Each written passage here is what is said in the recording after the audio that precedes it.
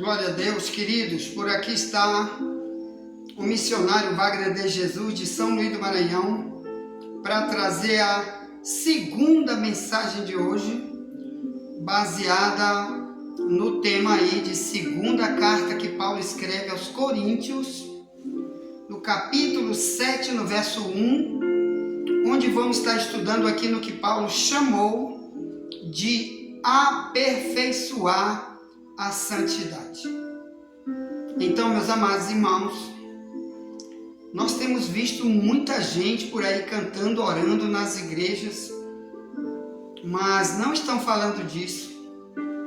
E a Bíblia diz que Jesus vai voltar e o pré-requisito básico é a santidade, para nos relacionarmos com Ele. Por isso a Bíblia diz que nosso corpo, o corpo daqueles que andam com Deus, que tem certeza que vão morar no céu, o corpo é chamado de templo do Espírito Santo. Então vamos falar aqui do que perco, que ganho, se eu buscar a santidade para mim, melhorando cada vez mais, ou o que perco se eu não me envolver com a santificação. Uma das perdas gigantes, você já viu aí, é que promessas nós perdemos. Todas as promessas que Deus fez para nós, perdemos. Aí de 2 Coríntios 7:1, né? Se vivemos na sujeira como o mundo vive, e não quero me limpar, me purificar, eu estou perdendo tudo. Inclusive, nós enviamos aí para você um vídeo que está aí no nosso link da internet, que pegamos, enviamos para o nosso link e enviamos para todos os grupos de WhatsApp agora, ontem.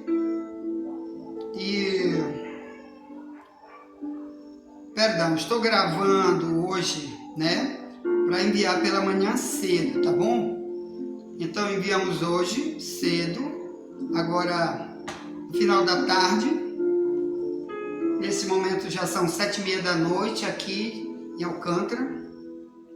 Mas enviamos para você um vídeo sobre uma irmã que teve um sonho sobre a volta de Jesus, onde 1000 pessoas na igreja dela na hora do culto, uma única só subiu na hora que Jesus voltou. Então Deus vai estar se revelando, diz a Bíblia, se revelando, falando, tratando e mostrando que Deus não quer apenas número de igreja, Ele não quer apenas um prédio bonito, louvores bonitos, Ele quer santidade, tá bom?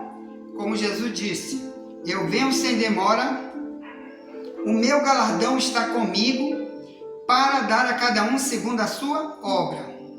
Quem é santo, se santifique mais, e quem é sujo, se suje mais, porque eu venho sem demora, o meu galardão está comigo para dar a cada um segundo a sua obra. Apocalipse 22, 11 e 12. Então as obras que nos levam a nos santificar, nos lavar, nos limpar, essas obras Deus requer de todos. Igual, irmão, uma noiva quando vai casar com um noivo, nunca ela vai para lá com aquele vestido todo podre, fedorento. Ela mesmo não vai. Vamos imaginar que ela vai se casar hoje e ela passa 5 anos sem se banhar, fedendo, sabendo que vai casar hoje. Vamos imaginar que ela nunca se lava. Aí como que ela vai ter esse casamento, irmão? Então, na Bíblia fala da lavagem dentro do coração da gente. Como Paulo disse, a gente já estudou isso aqui várias vezes, que o projeto de Cristo é pegar cada um de nós, mostrando versículos da Bíblia, ensinando a verdade, falando, revelando, exortando, alertando, conduzindo a gente para o cristianismo verdadeiro. Ali ele vai nos limpando, nos lavando, nos purificando. Para quê?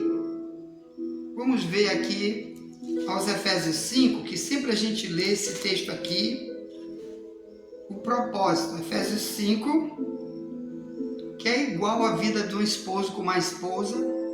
Um deve ajudar o outro nessa área, melhorar o seu relacionamento um com o outro. Assim também Deus exige o nosso relacionamento com Deus. Por isso ele compara um casamento de um homem com uma mulher. Aqui, ó. Efésios 5, 25. Vós, maridos, amai a vossa mulher, como também Cristo amou a igreja, e assim mesmo se entregou por ela, para a santificar. Olha o propósito. Cristo só tem uma instituição chamada igreja, que ele compara ela como uma esposa dele, porque o propósito é santificar a igreja. Igreja é o prédio que sou eu, né? Onde Deus habita. É o prédio, o templo do Espírito Santo, onde Deus quer habitar em você. Tá? A reunião dessas pessoas também é chamada de igreja. Então, ele veio santificar, para que onde essa igreja, que sou eu e tu, andarmos, as pessoas vejam, o comportamento é diferente, porque um propósito aconteceu na vida dessa pessoa. Qual? Se entregou para Cristo, aprendeu com Cristo, está imitando ele, porque ser cristão quer dizer imitador de Cristo.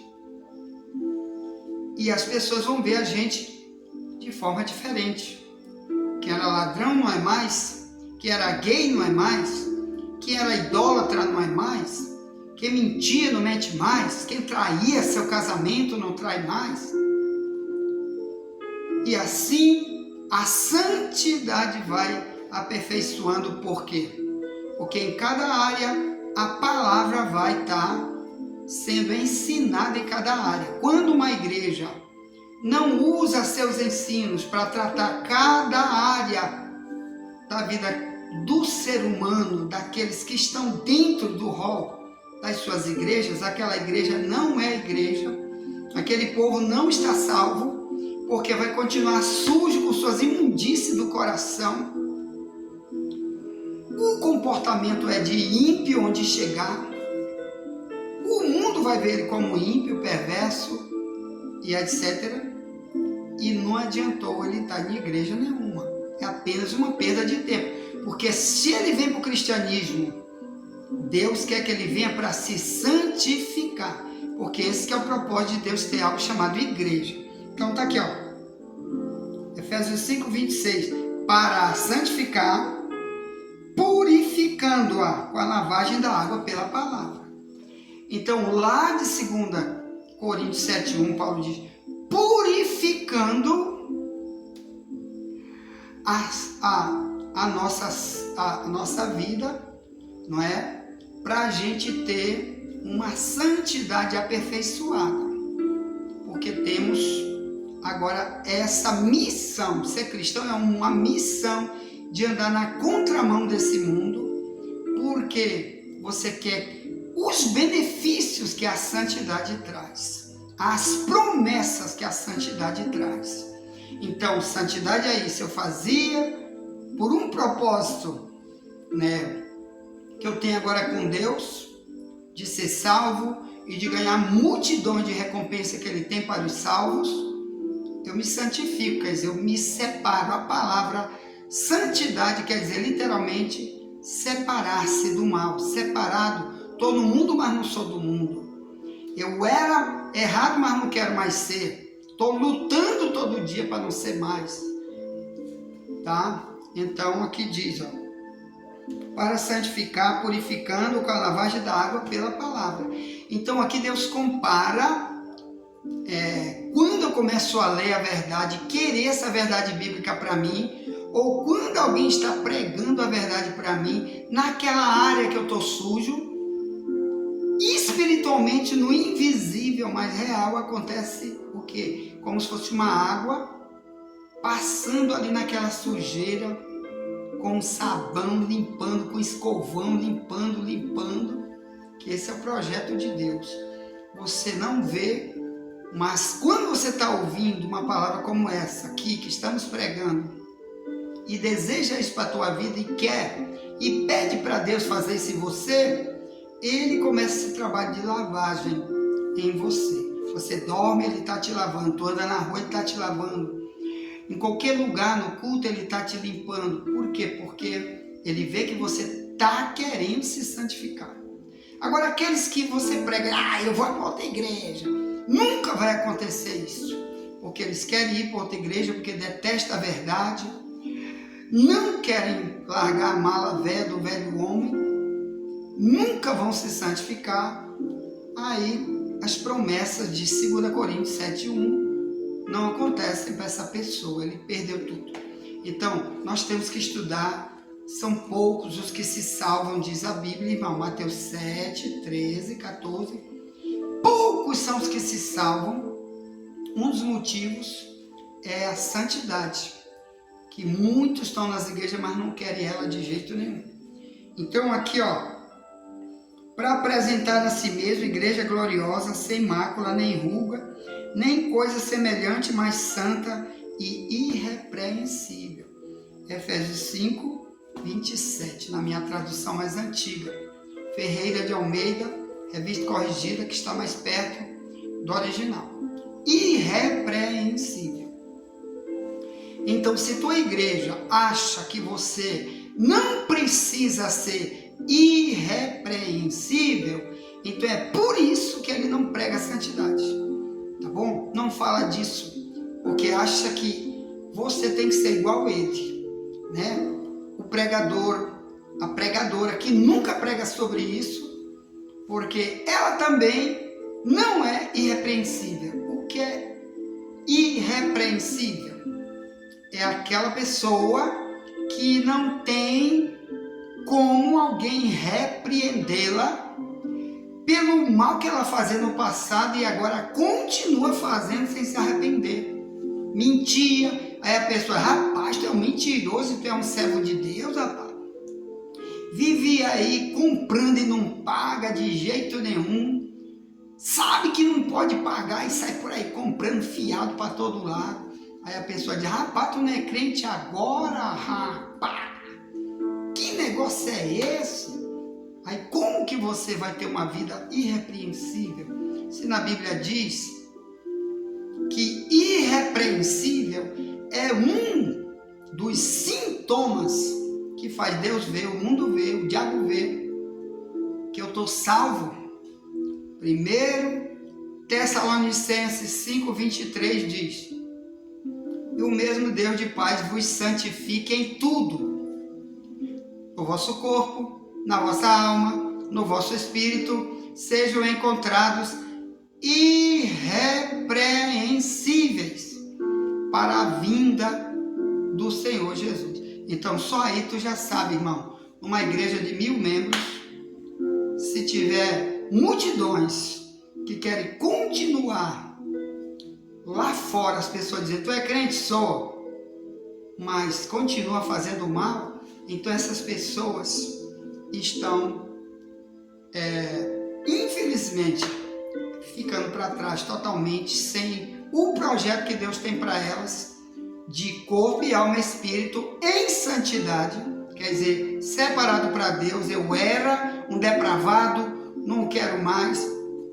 como diz Romanos 12:1, rogo-vos, irmãos, pela compaixão de Deus, que apresenteis o vosso corpo santo, em sacrifício a Deus, porque esse é o culto que agrada a Deus.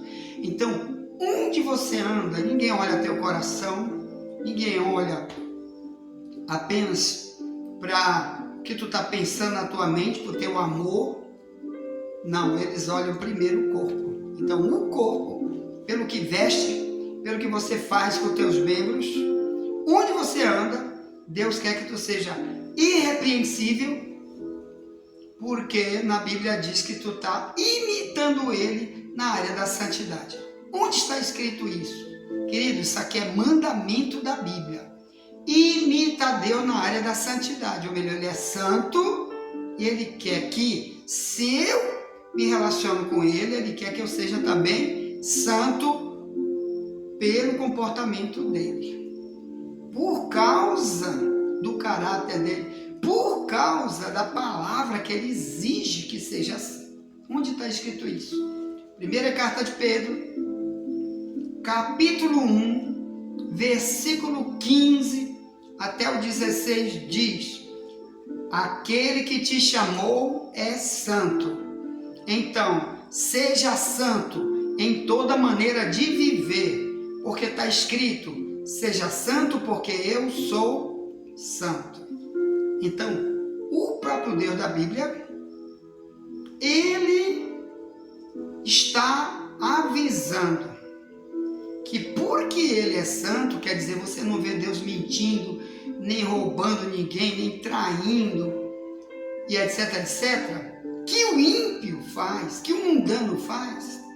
Então, por ele não ser como é os perversos desse mundo, os idólatras deste mundo, os viciados deste mundo, ele exige também que os que andam com ele usem esse tipo de comportamento chamado santidade. Então, aperfeiçoar a santidade, por quê? Porque todas as pessoas, irmãos, como eu já iniciei, já falei aqui hoje, todos os que dizem, a partir de hoje, eu quero Jesus, então daí para frente, ele exige que você se separe de algumas coisas erradas que você fazia, e agora começando a ler a Bíblia, estudando a Bíblia, Deus quer que você encontre na Bíblia motivos para você cada vez mais e deixando para trás coisas que a Bíblia chama de coisas do velho homem, ações erradas que o velho homem cometia, quer dizer, antes de conhecer Deus. Então vou largando para trás. O nome disso é aperfeiçoamento da santidade. Então vamos aqui. Por isso, irmão, todos os que se entregam para Jesus são chamados de santos. Por exemplo, aqui eu anotei alguma coisa aqui, por exemplo, em Atos 9, verso 13. Você vê que quando Deus manda um cristão chamado Ananias pregar a palavra de Deus para um homem chamado Saulo, que depois se tornou Paulo. Antes, Saulo era um super perseguidor do cristianismo e depois se tornou o maior dos missionários que a terra já viu da sua época. Mas a primeira vez que Cristo aparece para um cristão chamado Ananias, Cristo já tinha morrido e ressuscitado.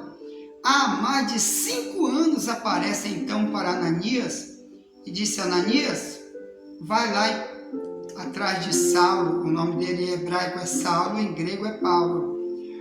Então vai lá onde Saulo, o hebraico é a língua deles, dos judeus até hoje. Vai lá onde Saulo e diz que eu escolhi ele como vaso escolhido para a minha obra. Aí o Ananias diz aí nesse texto de Atos 9, 13, ele diz: Senhor, quantos males esse homem tem feito aos teus santos em Jerusalém. Quer dizer, Senhor, esse homem já bateu aí, já fez muita perversidade. Como que ainda vou lá? Aí Jesus disse: vai, porque esse é um vaso escolhido para mim, para anunciar o meu nome e para o povo de Israel. Ponto. Então, aquele povo que morava em Jerusalém, todos os que se entregaram para Jesus, que viviam o cristianismo na época de Paulo, eram chamados de santos. Por isso Paulo, depois, quando escreve as cartas dele, a maioria das cartas, quando ele escreve, ele diz: aos santos que estão em Corinto, 1 Coríntios 1, 2. E aí, outras e outras cartas que ele escreve, ele usa esse termo: aos santos que estão em Corinto. Quer dizer, em Corinto havia uma igreja, um povo que tinha um comportamento diferente do mundano, do perverso, do malvado, por aí vai. Por isso, ele dirige aquela carta para os santos que estão em Corinto. Quer dizer, quem se separa para Jesus, e você vai ver já já outros e outros benefícios da santidade, por isso a gente vai aprendendo mais, largando mais coisas do mundo, do velho homem, para ganhar promessas que Deus tem. O nome disso então é aperfeiçoar a santidade, de 2 Coríntios 7, verso 1. Jogando a sujeira fora, se limpando, para cada vez mais chegar para dar testemunho, dizer, irmão, eu era assim, eu não sou mais. Em Atos 8, Jesus diz, vocês vão ser minha testemunha em Samaria, Jerusalém, Judéia, até os confins da terra. Como que eu vou ser testemunha se eu continuo nas minhas ações provando que eu não me libertei de coisa nenhuma ainda? Por isso muitos, a igreja bota lá, bota um pregador, bota um cantor, mas Deus não bota lá ainda, porque Deus quer testemunho, que é uma vida realmente voltada para o serviço de Deus, mas com santidade. Tá bom? Ponto. Já voltaremos para a terceira mensagem de hoje. Envia essa mensagem para alguém, já voltaremos, nunca te esquece. Somente a verdade nos libertará.